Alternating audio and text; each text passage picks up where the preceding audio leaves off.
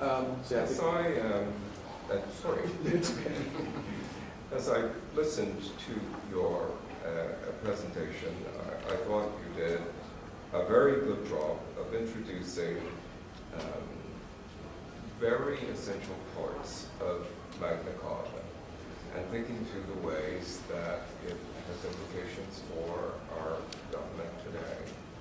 You were quite responsive in several of the questions that we raised, particularly in thinking about the importance in the Supreme Court's references to Magna Carta and thinking through grievances in a limited government situation.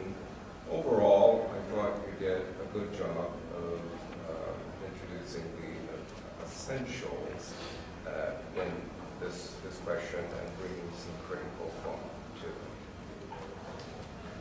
it. And I agree with my colleague. I thought you also threw in a couple of current examples, South Africa and others, to remind us that this is a process that continues around the world.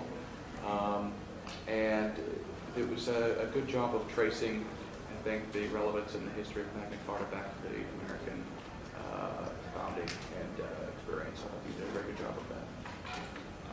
I share that view.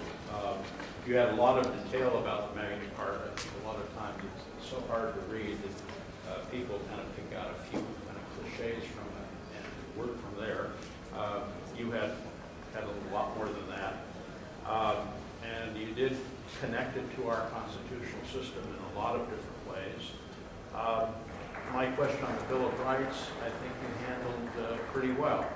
The Ninth Amendment is kind of a catch-all, and it is, I think, you got to the point a little later, at least by citing the Federalist argument that we have those rights. You might have added the fact that, as with the Magna Carta, having an agreement is different than having a written agreement.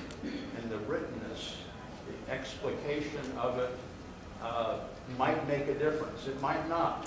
But you might have decided that writing something down may make something more substantial than having an unwritten Constitution.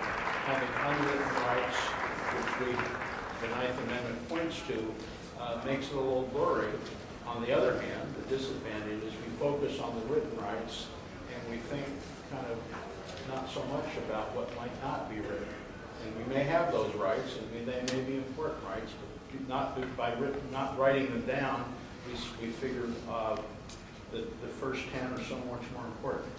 You were also getting toward an important difference is the redress of grievances, which may cause people to go to violence. It's important to have a way to redress them before things get violent and ugly. And yet grievances is the negative. Happiness is something arguably well beyond the government. Not quite sure the pursuit of happiness is even something the government might have reflected on, whether the pursuit of happiness, whether Jefferson was right, or Locke was right. Protecting property is something very specific and concrete. The pursuit of happiness, some people get turned down when they have marriage proposals. The government can't do much about it, and it may put an obstacle on our pursuit of happiness. But anyway, a very nice job. We covered a lot of ground and a lot of detail.